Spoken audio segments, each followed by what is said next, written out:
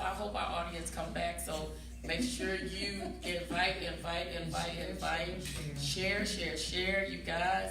We have never went through anything like this. So this must be something that's ordained to really take people to a whole new level and make sure that deliverance break forth, right? I am really upset at the enemy tonight. Really, really, really upset at the enemy because this is such an important topic and just important all around because it is to bring deliverance and healing to our women, African American young women who are leading in the HIV epidemic. So I just feel like this was just really an attack. So make sure you share. Get every niece, every daughter, every granddaughter, every mother, every grandmother. Yes. We'll talk about that on. So please pick it up. Share. I got Monique who's going to be sharing to everybody. Once they hear this ding, then they'll get back on. So without further ado, you guys stay with us. We're going to go as long as we can. We're not going to cut off at 8 because this information is very, very important and we need you to get it. So tonight, our topic is HIV and me, the African American woman. So we'll introduce ourselves and jump right into it. This is going to be phenomenal. Whenever we have that much warfare, we know that something is about to break forth. Am I right? Amen. So I'm not going to get frustrated. But I got something for the enemy later. It's called fasting and praying. Gotcha. Go ahead, Mom. Hello, I am Aisha Tate, and I'm grateful to be here with this topic. I do not have HIV, but when I was in high school, I was a peer tutor because that's when AIDS was breaking out everywhere, and people needed to be educated. So they brought a group of us, and they fed us with information, and they gave us a book about this thick that I still have to share with our peers so that they would be educated when it came to not just HIV, but sexual activity and that kind of stuff. Like back then, people thought you could get AIDS from kissing or saliva, and we later learned blood-to-blood contact and sexual intercourse, blah, blah, blah, which we'll talk about later. But the point is, we're excited to share this information with you, and we pray that it touches you. I have family members living with it, and they're surviving. You know that there are other people that survive with it. So just to say you have it, that's not the end of your life.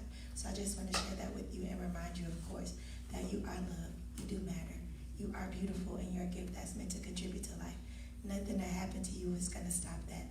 Nothing that's happening to you will change that. You are beautiful. Nancy? I'm Nancy Devereaux, and I'm ready to just jump on in. Yes. Let's go. Shadon. Hello. I am Shadon McCants. I'm a licensed professional counselor, as well as, how soon do I want to tell you guys about my story? So yes, I'm Shadon McCants, and I am an African American woman living with HIV for the last 23 years. And as we sit and talk tonight, you guys will find out a little more about me. But the most important thing is just that I am living, I am thriving, beautiful, loved, yes. And you know what? I just want you guys to know that HIV is not a death sentence, because this is what HIV looks like. Still living, still thriving, still beautiful. And yes, we will get more into that this evening. But She yes. is absolutely beautiful. Gorgeous. Absolutely beautiful. So, and she's going to be the one that's doing a lot of the talking on tonight, not so much us, because I want to hear her story, and I want you to hear her story. And look at this woman. She is like the bomb diddly. She's beautiful. She's so beautiful. But this is the faces, you guys. So this is to be taken very seriously.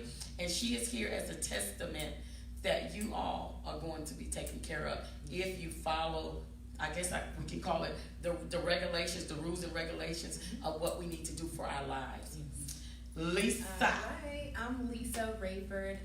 I am a linkage to care specialist at AIDS Healthcare Foundation. So I work closely with those who are HIV positive, women, men, kids that's coming out of perinatal HIV. I work with a diverse group of people. So most definitely those people who are newly diagnosed or transferring their care, or that has dropped out of care and trying to get back in, I help those people get back into care. I educate them, I address all of their barriers, I schedule their appointments, I make sure they come in to their first 2 appointments because those are the most 2 important appointments of their life. And I also make sure that they start on medication.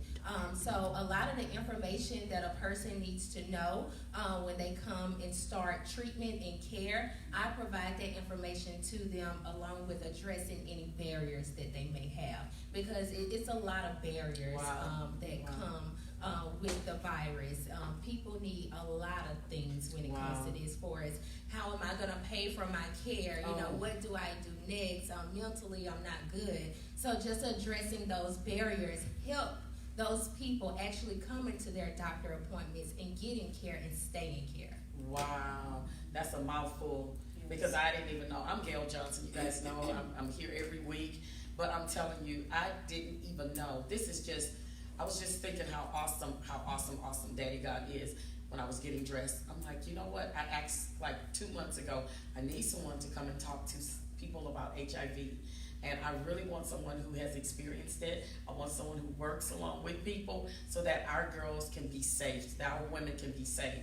And here we are. So that isn't what's important to him, is that we live a beautiful, productive lives. Yes. That he's come that we have life and life more abundantly. That simply means a life that is more than necessary, an awesome life. A life that we are healthy in spirit and mind and soul. And so I'm telling you, I'm elated. I went over to meet Lisa at the facility, and I could not even believe a facility like that existed. Because, you know, maybe 10, 15 years ago, people were looking for resources and looking to try to find a place that they could get help. And now there are places where you can get help. I will never forget it. About 10 years ago, we did a whole panel. And we talked about HIV, me as a nurse. I had Verna as a counselor. We had several counselors, and we had an OBGYN who was a member of our church, Shalon, and we had teenagers, and we had adults. When it was all said and done, and after it was over, we had young people coming to ask us to take them to get tested. Yeah. I went with like 2 people to get them tested, you know, and it's real. It is very real. But the fact that it's real is it has nothing to do with us not being in a place where we are not changing our behavior. Right. And so I really want Shadon, you know, I gotta keep it associated because it's like the dishwasher liquid and stuff. Shadon to really minister to us, to talk to us, minister, whatever you want to call it, truth to power as it relates to where it got started, how it happened, and let us know how none of us are exempt. Exactly. None of us are exempt. So let's get that straight. Yes. So, you know, that kind of throws judgment out of the window because I know I've done some risky stuff. Yes. None of us are exempt and was not educated. Back in the 80s, you know, I'm a little bit older than some of you up on here, but just a little bit. But back in the 80s, because you know you're old too. Back in the 80s, I believe I was reading today that the first case of AIDS or HIV was diagnosed in 1981 in the States, in the United States. And so back then, you know, of course, it hit a whole different group of people. And so we just thought that we were safe because it was only going to affect, you know, them and not us. So you just kept on with your risque behavior. Right. So we thought it would only, you know, it's only going to affect them and IV drug users, you know, that kind of stuff. And then it really hit when, who's that, Michael Johnson? Yeah, Magic Johnson was diagnosed, and then everything fell apart for everybody. And everybody started trembling and shaking and said, okay, so none of us are exempt. Right. So talk to us about that, you beautiful woman. Well, thank you guys. Thank you for having me. I really appreciate it. I'm sorry. Let's get this going. I forget that I do speak very, very loud, but we are recording, so I'm going to make sure I keep this mic up to my mouth. But again, let me introduce myself for those that are just coming in, and thank you guys for joining us. Again, my name is Shadon McCanns. I am a licensed professional counselor, but I'm also an African-American woman that has been living with HIV for the last 23 years. December 19th actually is my Seroversary, which is what we call it when you remember your diagnosis date. It will be 24 years in December of this year. Just a little bit about me. As I was stating, currently, right now, I am a therapist in private practice. Just recently resigned from several positions, so actually I'm on this journey. So if I take you guys back a little while, I was 17 years old and I was a senior in high school. Living my life as we do as adolescents, but there was a lot going on at that time in my life. I got sick, and when I got sick, I was just like, okay, what's going on? I thought it was a common cold, common flu. I went in and found out that there was a meningitis outbreak, and at that time I was like, okay, cool, meningitis, no big deal. They gave me my spinal tap, treated me with a antibiotic, and said, okay, you'll be able to go home in 8 hours. I was like, okay, cool, no problem. I went home, and instead of getting better, it got worse. And I never forget, my mom made me some spaghetti. Mom, I'm sorry, but yeah, she made me some spaghetti after laying in the hospital bed for 8 hours on your back. Probably wasn't the smartest thing to do. So she made me some spaghetti, and I ate it, and it didn't stay down. And so she called my father, and they took me back to the hospital. At which time my fever had spiked again, and I was there, and they ended up keeping me for 6 days. About 6 or 7 days. They did approximately, that I can remember at this time, about 7 to 8 spinal taps. Wow. Yeah. And so I was in a lot of pain. It was getting out of the hospital. They said, oh, well, she's at baseline. We sent her home. And I said, okay. But in my spirit, I knew something wasn't right. Wow. I knew that the life that I had been living, but also because I was really connected to God. And a lot of people may not understand that, but I knew that there was something not right. So I called I call her my doctor, but she actually was a nurse practitioner. I called Linda and I said, hey, Linda, I need you to run some tests. And she's like, well, what's going on? And I was like, I just need you to run some tests. She's like, okay, well, come in. I said, okay, cool. So when I got there, she looked at me and I said, hey, I need you to test me for HIV. And she's like, for what? I was like, because I asked you to. And, she was skeptical. Again, I'm 17 years old. She had been treating me since I was like 13 years old. But I knew. And so she did the test, and she said, well, I'm going to do a rapid. I'll never forget, I was sitting at my father's house, and my cell phone, and at this time, we had flip phones. Yes. I'm telling my age, for those that are a little younger. So I had a flip phone, and I look at this flip phone, it's 4:30. I'm like, okay, well, what is Linda calling for? And I flip it up, and sure enough, she had you could tell she had a frog in her throat. And I said, hey, what's going on? She says, well, I need you to come in for your test results. And I said, okay, cool, no problem. But you could just hear it all in her voice. She was like, something was wrong. But this is how I really knew. She says, well, I need you to bring your mom. I said, for what? She was like, you need to bring your mom in. And I was like, okay. I was like, already. I was like, well, won't you tell me what the results are? And she was just like, Shadon, I need you to bring your mom. And can you guys come tomorrow? I was like, okay, no problem. The reason I'm saying that before I continue is because I was since 14 years old going to the doctor's office by myself. I was in and out of the doctor's office. I didn't meet my mother. So automatically I knew. And so I called my mom and said, hey, Mom, I need you to come to the doctor's office with me. She said, okay. Next day we were in the doctor's office, and kind of how we're sitting here, mom there, doctor, nurse here, and it was me. And sure enough, Linda looked at me, and she said, Shadon, unfortunately, I need to tell you, you're HIV positive. And I sat there. I didn't look shocked or surprised. Not a tear rolled down my face. My mom, though, and her were distraught. Very, very, very distraught. A mother's love. I can be honest, sitting in that moment, there was a couple things that went through my head, a couple feelings, a couple emotions. For me, and a lot of people don't understand this, which is why I'm very comfortable sitting on this panel with you guys, is because God had already spoke peace into my spirit. He had already told me in that moment that this wasn't until death. Amen.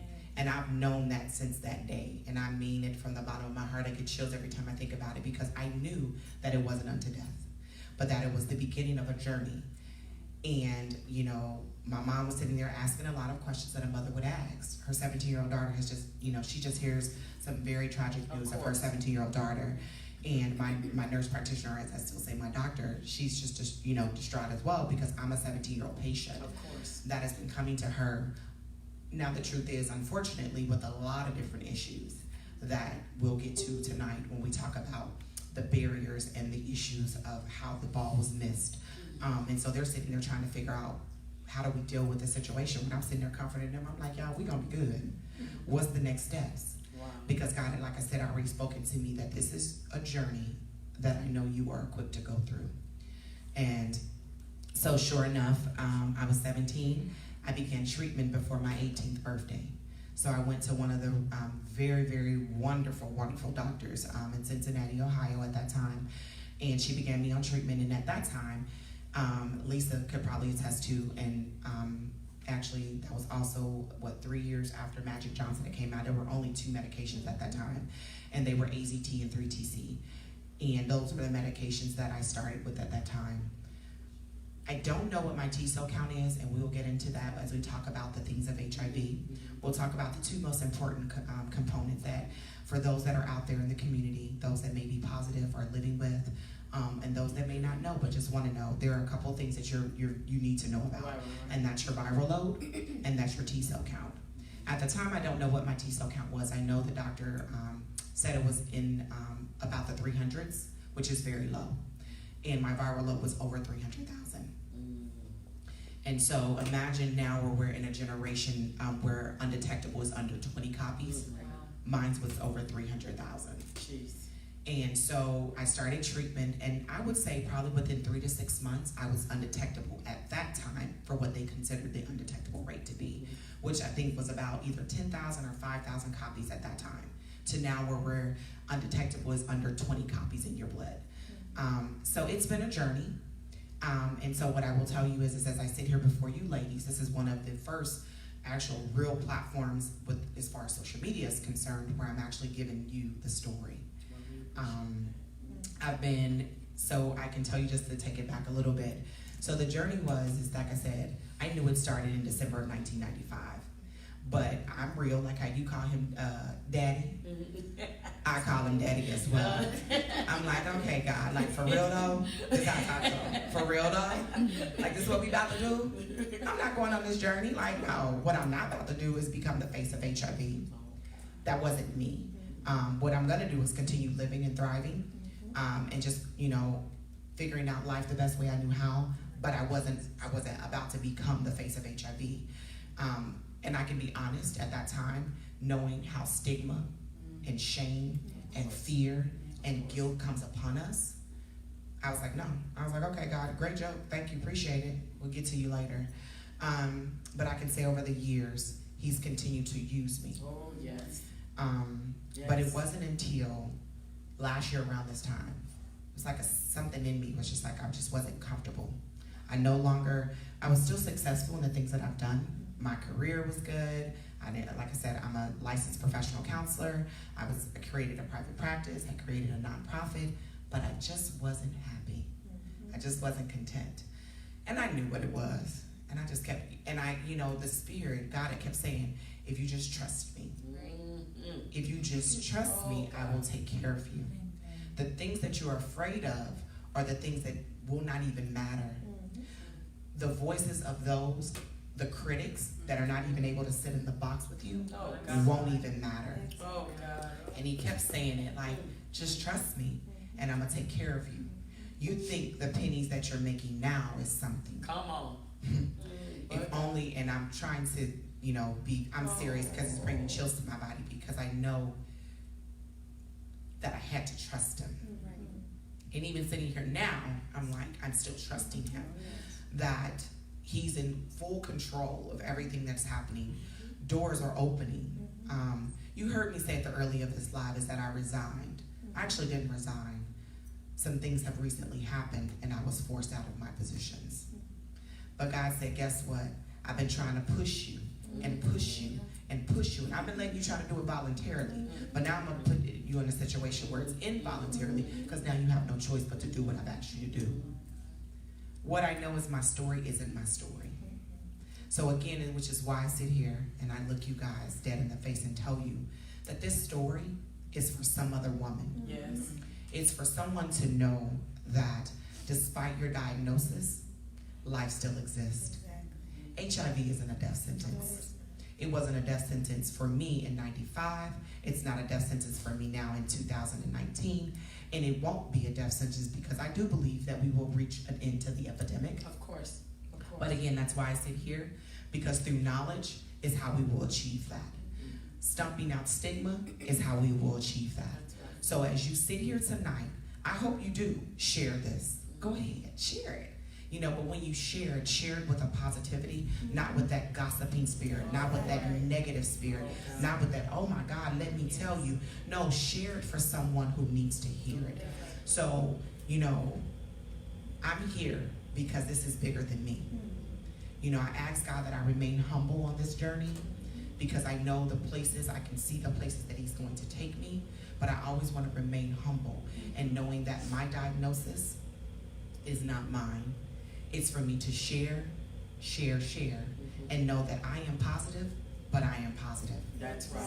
So that's just a little bit of it. Oh my goodness, I am overwhelmed.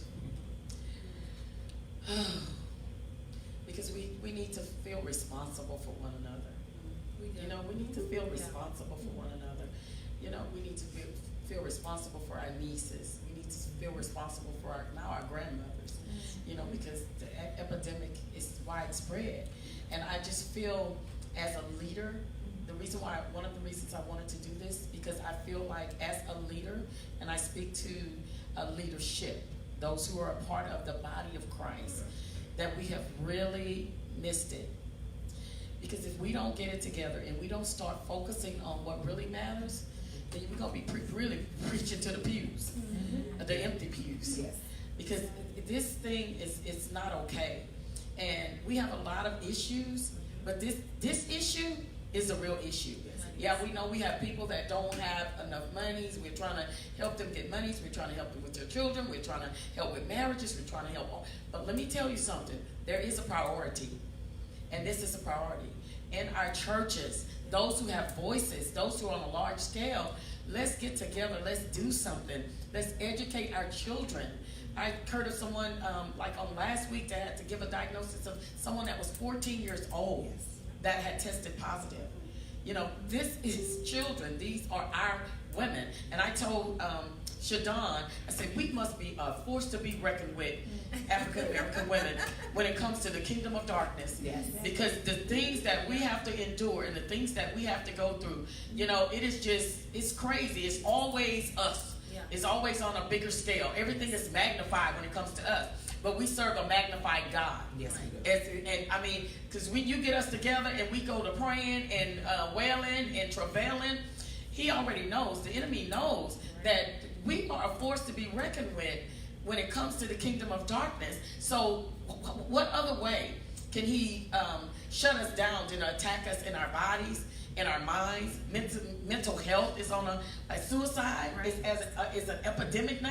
Yes, it is. You know, these things, we have to come together and we have to deal with these things and not just sing over it, run over it, shout over it, and do all of this stuff. No, let's sit down, let's have the talk so that we can save our children's lives, that we can save somebody's life. Yes. I mean, let me tell you, I met Lisa and I was like blown away.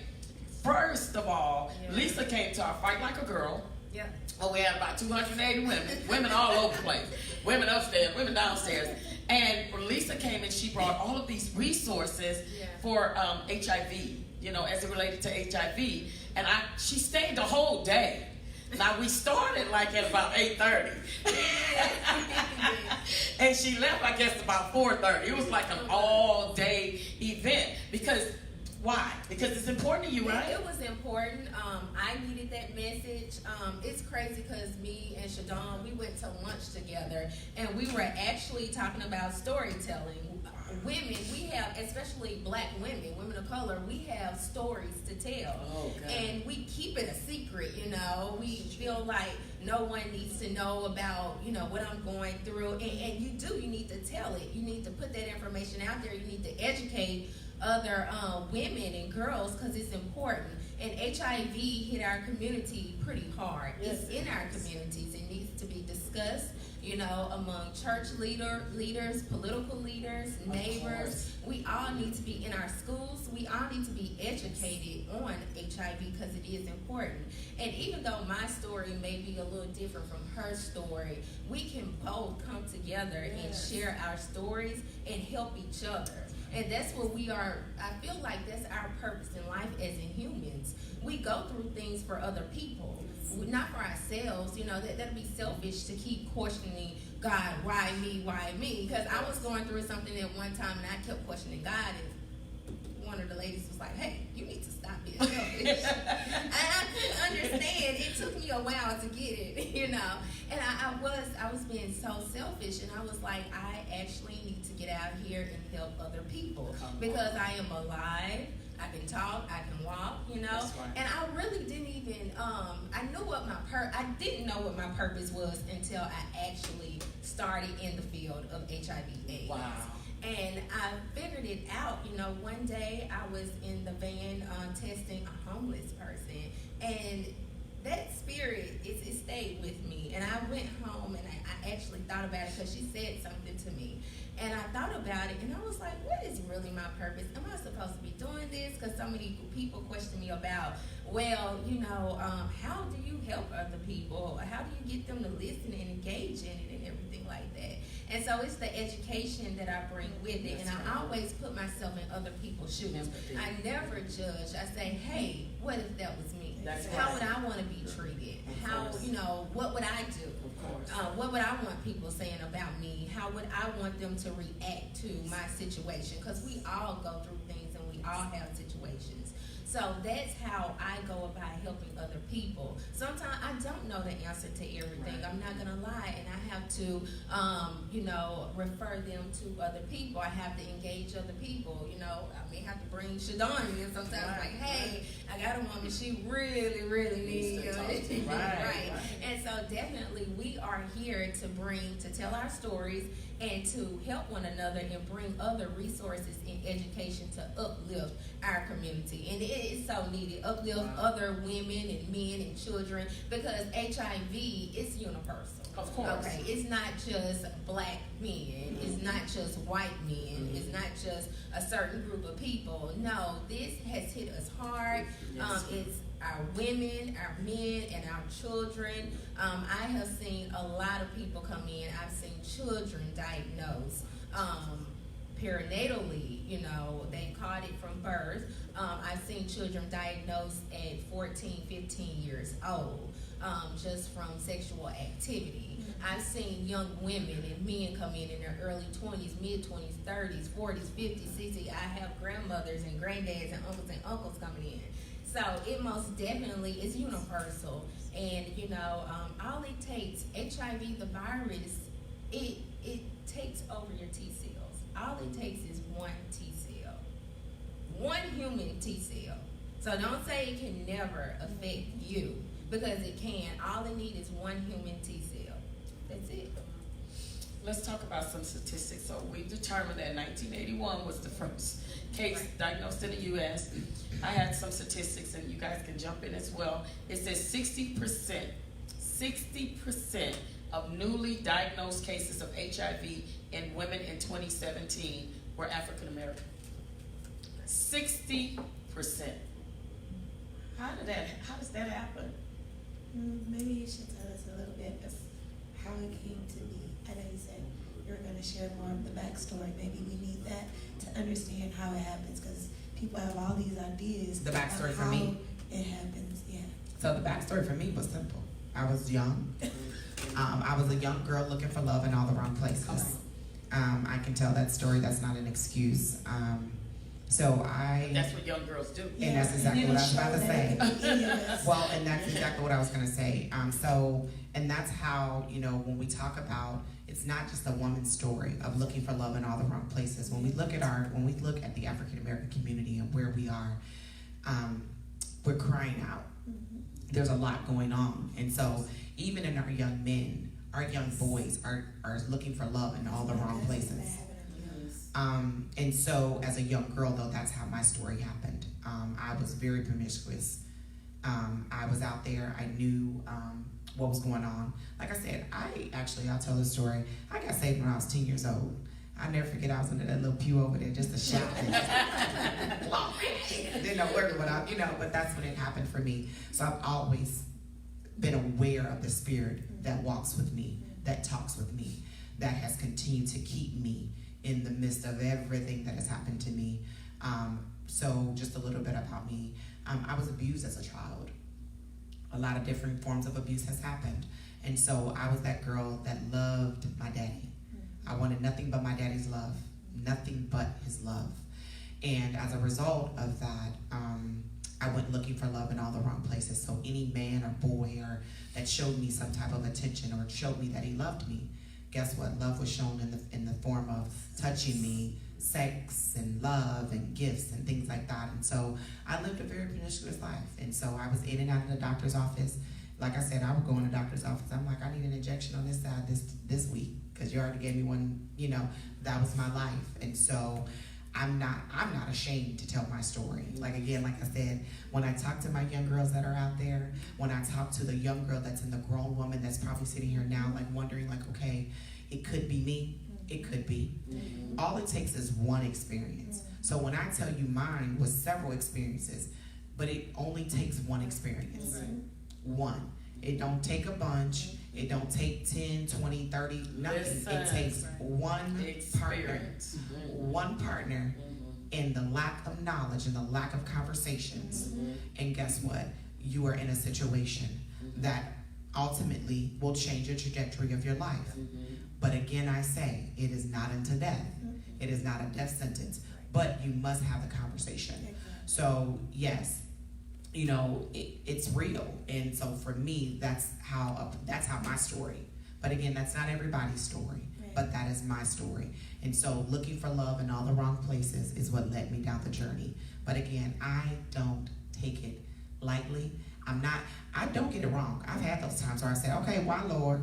Of course. You know, I've talked to him. If I get real, I was 17. Of course. And so I've had to say to him, I've had to have real conversations with my father. Like, really, God? Like, for real? Like, I'm a little lost here. You know, but then there's other moments where he continues to just assure me that you're strong. I didn't give a fight to a weak.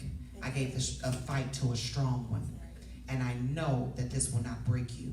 And it hasn't broke me. Now, it's been some times when I've laid on my floor and I've cried and I've cried and I've cried and I've spoken out and I've cried unto God and I said, okay, Lord, for real?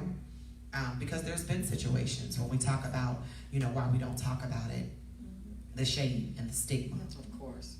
Those are some beasts. And we will get to that because, again, I feel like that's part of, you know, the reason that the epidemic is continuing, especially in our community. Of course. Because we don't want to talk And about it. that's why I wanted to talk about it, because Of course. one of our family members actually contracted it from their spouse. They weren't having conversations. That was speculation, but there was no conversation. Next thing you know she hadn't been with anybody except him. Yep. And here she is, life changed forever. Exactly. Well, because and Lisa can speak to this, is that's the other thing. I tell people, even in couples, married, single, divorced, widowed, you still need to have a conversation. Exactly. You need to have a conversation. We are living in a different time now. You know, and the truth is as we sit here in a Christian environment, we still can't act like we're not having sex. Of course. We can't act like it's not happening. We're human. We are human beings, and human beings have desires. So let's not sit here and act like we're not going to have the sexual health conversation, because we need to have it. And so I tell people, married, single, divorced, or widowed, whatever. In the church, out the Church, exactly. Exactly. Going to the church. Exactly. Leaving the church. Exactly. Coming back to the church. Exactly. Get tested. I mean, you really have to be willing to have that conversation with your partner. Point blank in a period. You know, you can be in deep, mad love. It don't matter. What Tina say? What's the movie? What's love got to do with this? You know, it really, exactly. It doesn't have anything to do with it. So we really, really have to be having these conversations. You know, definitely one of the things that when I encourage, you know, my young adults or anybody to is stop, wait, let's talk. I'm good with probably giving you the goodies, but we need to have a conversation. And even as someone who's, you know, living with HIV, I know my status. Do you know yours? Come on. So that's whole nother conversation. Just because I'm positive doesn't mean that there's not other things that are impacting the spread of HIV. So that's the other thing when we talk about, you know, my story, is that I was a young adult. and I had multiple STDs, or as we call STIs or STD, whichever you want to say. I had multiple. And so you would think that at one point somebody would have stopped me, doctors, nurses, RNs, and said, what's going on here? Right. You Because know, STDs increases one's chances of receiving HIV. yes, it does. It increases it actually. Yes, it does. And Lisa can speak to that. But, you know, that was something real. And so my young girls and my young women and my young boys that are out there, I know we're talking about HIV and me and the African American woman, but I don't exclude none of y'all. Right. Nobody. Because the fact is, it's real, and it's happening to us in the African American community. Yes, it's universal, but we're here to talk about the statistics too when it comes to African Americans, and specifically African American women. Jesus. You know, and the statistics are just that. It is 1 in 48 Black women will be infected with HIV as of today. What is today? I looked at the calendar. The 30th, 29th. It's October 29th. We As have of, one. exactly. As of October 29th, 2019, there is 1 in 48 women. 48 will be infected. 1 in 48 will be infected with HIV. Right. Do you understand the statistics of African Americans in the U.S.? We are still a minority. Remember that? That's right. Are we not? 13%. Like 13%. Yes. Some statistics say 13. Some say as high as 15%. Exactly. But guess what?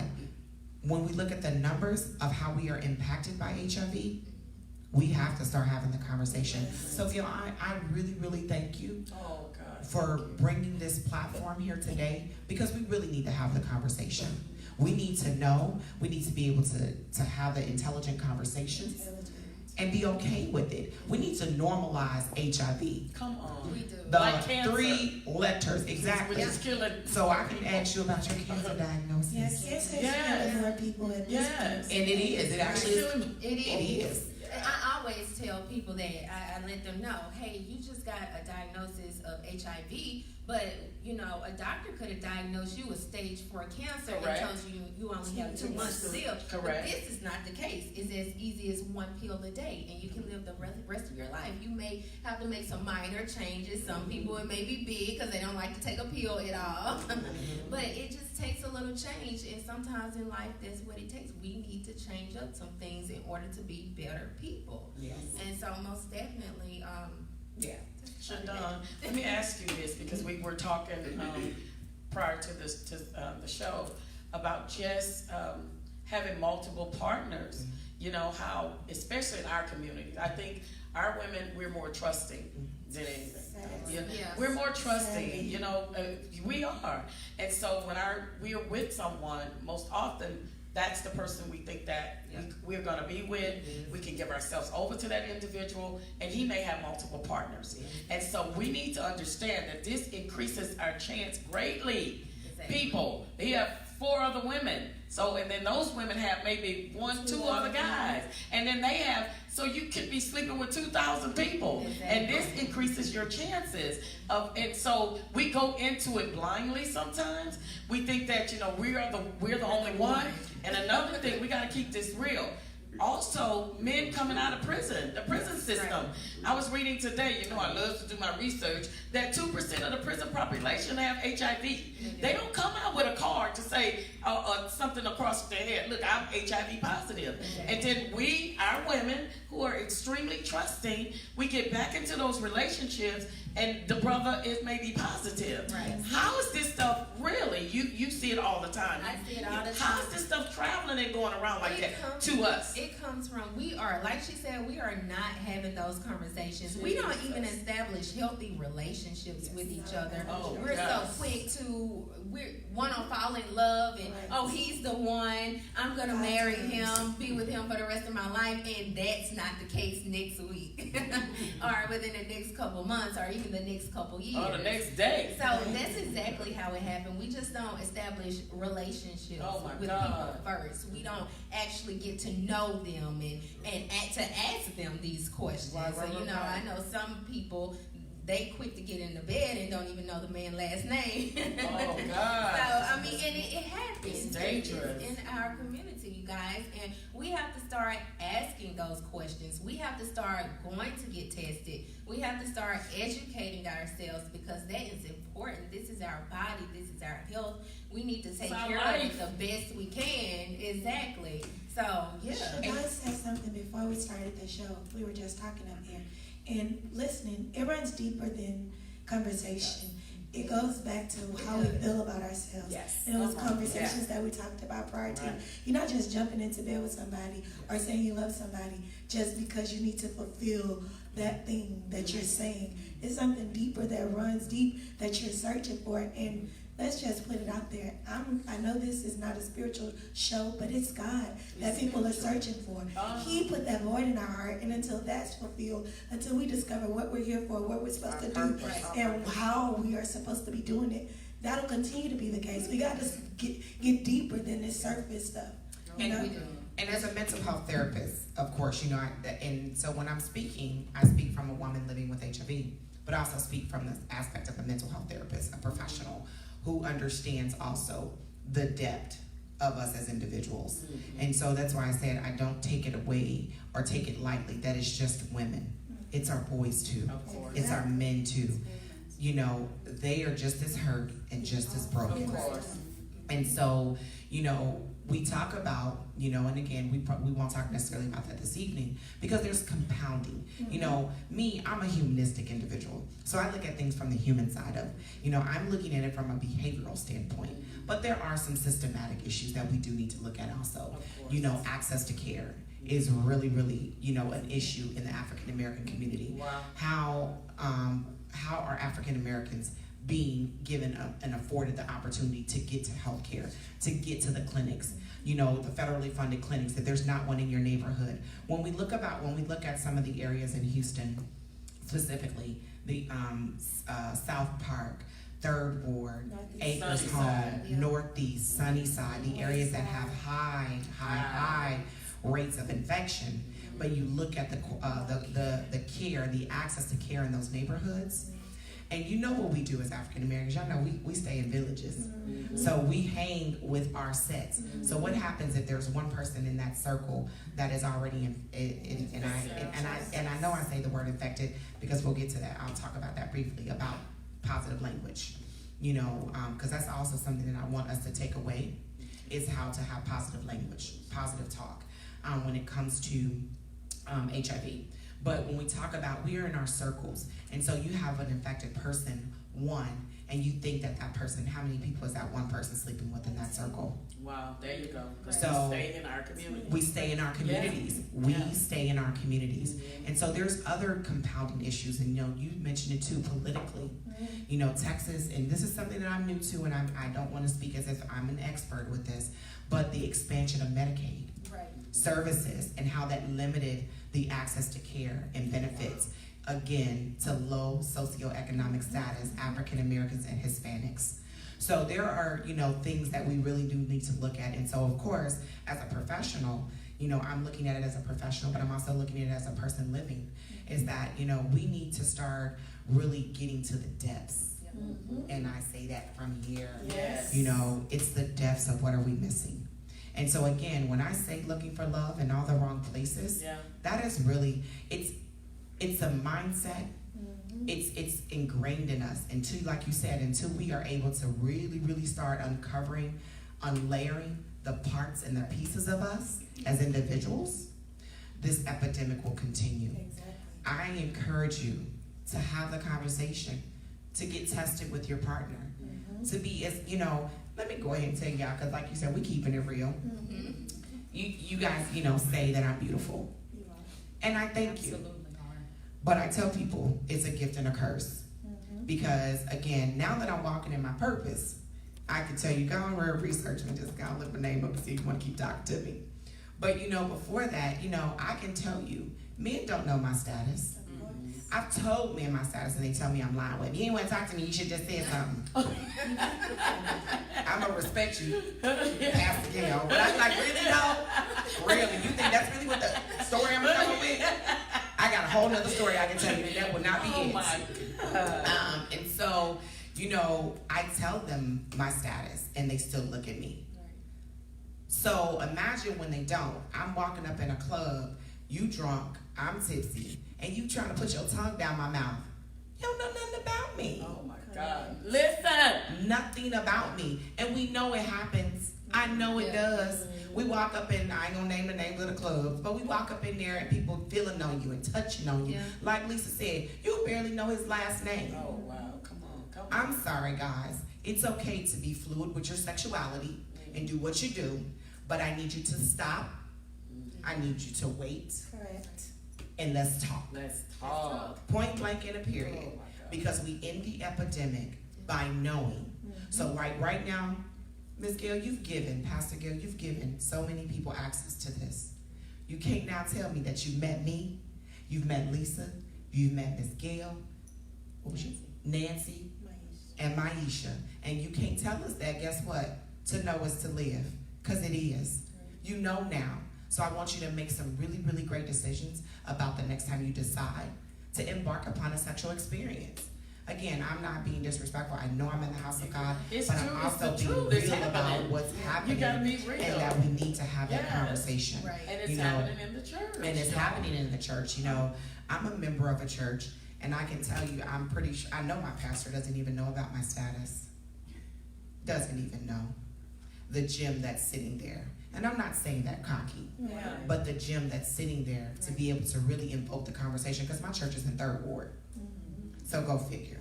So, you know, it's those types of, like you said, challenging the leaders Come on. of our community. We don't do Right. this. Challenging We have to. city council, Doing this. the city of Houston, which they are. I can tell you the city of Houston Health Department is really doing some really great things. I'm not going to say that they're not. You know, they're trying to bring synergy to our community and our leaders. But we have to step up. Yes. Because, you know, like I said, I was 17 when I got diagnosed. But it breaks my heart Yes. when I hear of a 12 or a 13 or Oh my 14-year-old God. baby, Yes. a child Yes. being diagnosed. Yes. Not cool. So with that being said, it sounds like the education, the conversations need to happen way before Of course. It does. 12 and 13. Yes, yes. Most of us, like you, were promiscuous. Yes.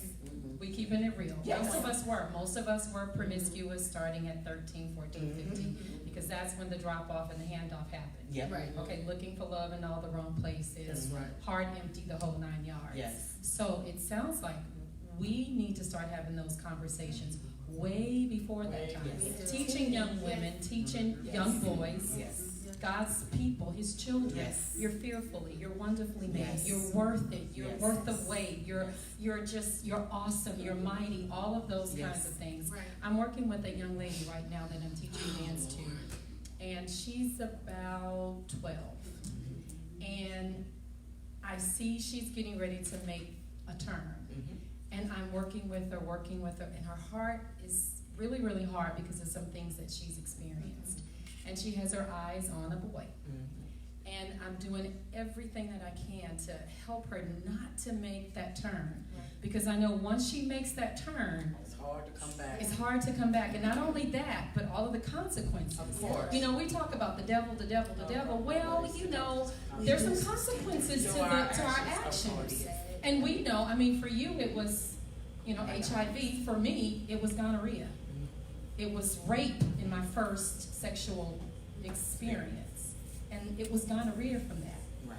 And so we have to have these conversations when we can, how often we can, when we're put in those positions with girls, We should young create men, those positions. We got create them the whole 9 yards, Okay. way before 12 years old. And we do, and that's exactly what we need to do. You know, one of the things is I'm not a politician, but legislatively, if I get the opportunity, our school systems, I'm sorry, you guys, I'm gonna say it. We need to have these conversations in school. They do that. You know, one of the things about a program I just recently worked on, one of the benefits of it is that we went into the schools and we did our work. Because that's where you find them, in the schools.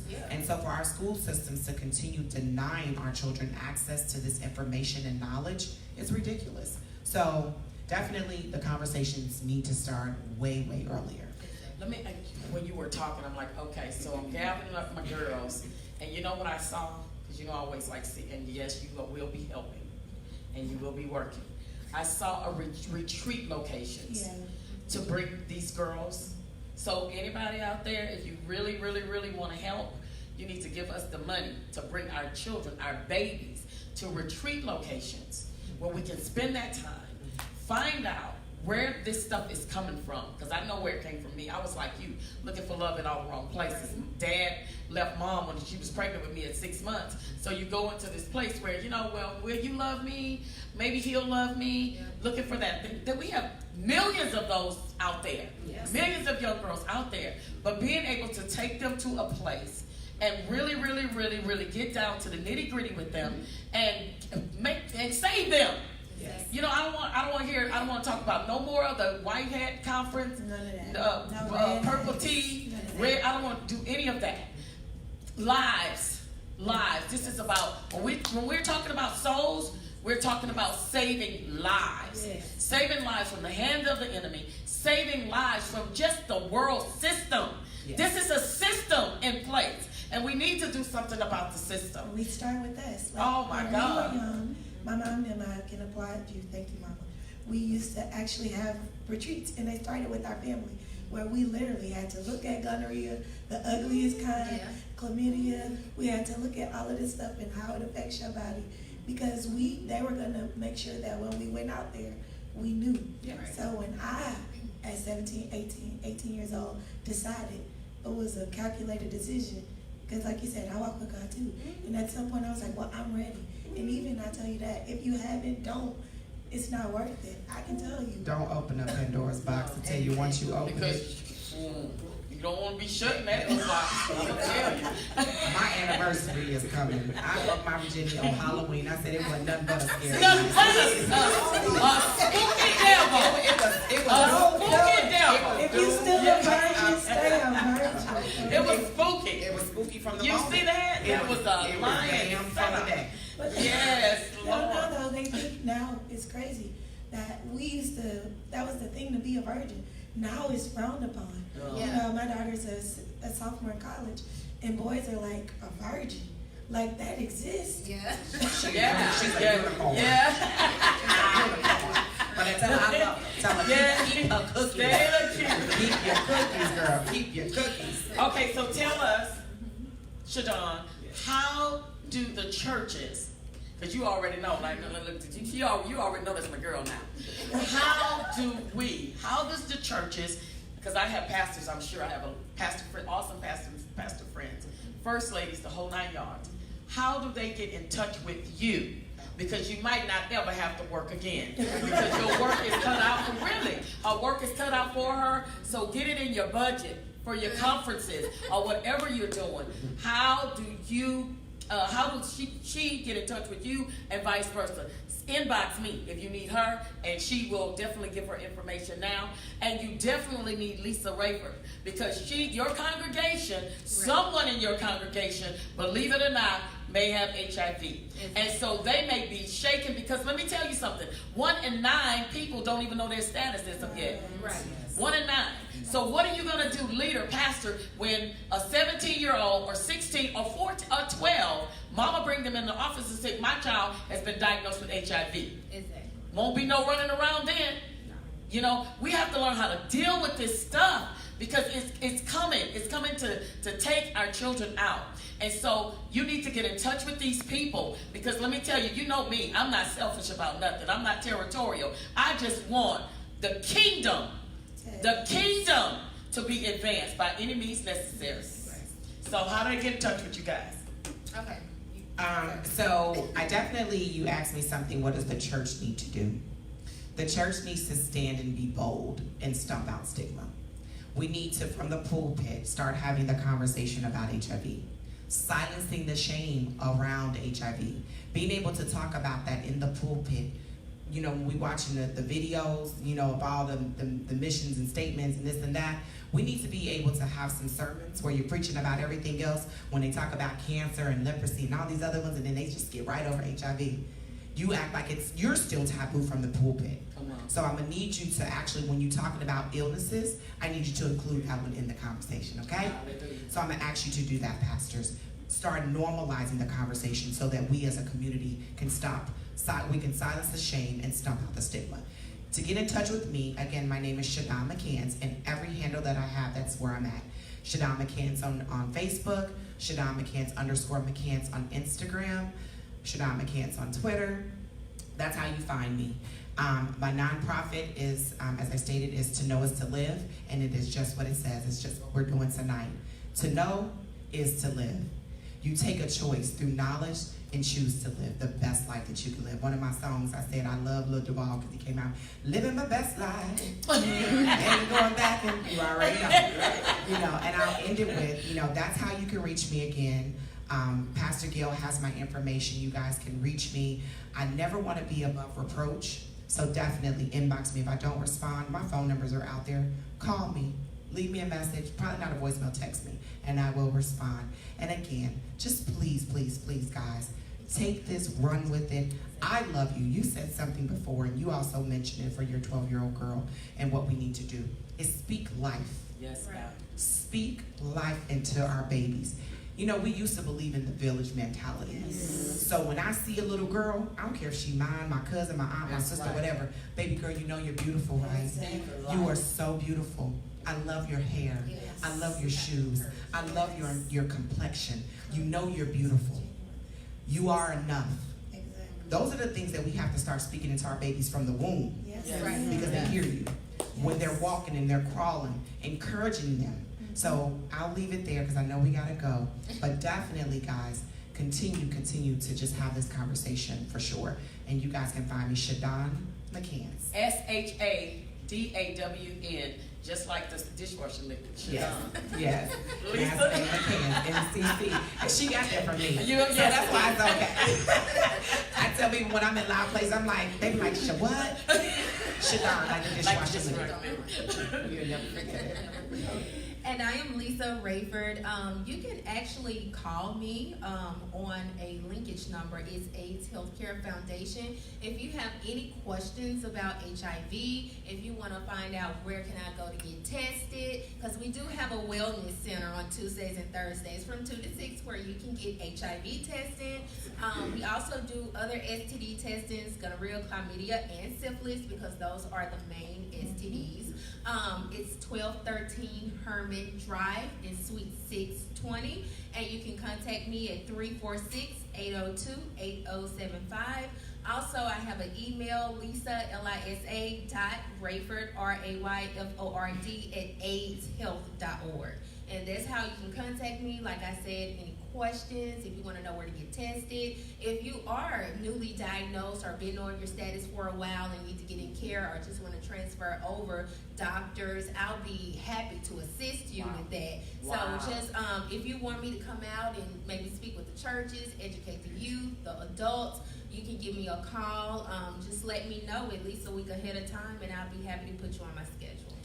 And real brief about testing, she said that, and that's awesome. You actually can go online to cdc.org, and I believe it's HIVtest.org, and you can actually put in your zip code, and you can find all locations The one closest to you. closest to you, and also find out about testing, and also some other information about some other real brief is, as we talk about HIV, is PrEP. So that's a whole nother conversation. So you definitely will want to reach out to Lisa, reach out to myself, because again, if you are living a lifestyle that may put you at risk for contracting HIV, we definitely want to be able to have that conversation with you as well. So that's something else. Okay, Maisha gonna sing us out. She hasn't sung in a long time, but I just need to hear some song. I just need to hear some song because I'm just so happy. I'm just happy to be in the midst of this. Amen. And we love you all. Everyone that's out looking and, we'll share this. I'm even gonna promote it. We love you guys. You know I love you. And we have each other's backs here at the hill and at the cadet location. I got your back. Don't mess with my children's devil. Don't do that. So let's get this thing together. Monique. Call your sisters. We're going to do a retreat.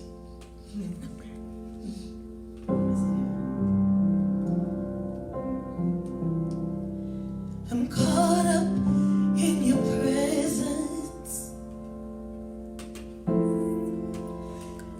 just wanna sit here at your feet. I'm caught up in this holy moment. I never wanna leave.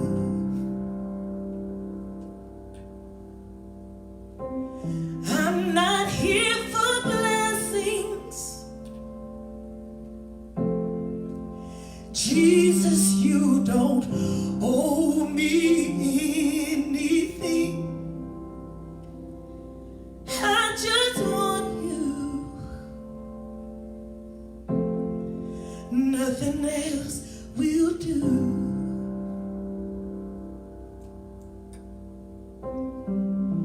We're sorry for when we just go through the motions. Forgive us when we just sang another song. Oh God, we're sorry when we came with our agendas. We're sorry for the way we carried on. We need you, more of you. Caught up in this moment, we have not come to ask for anything.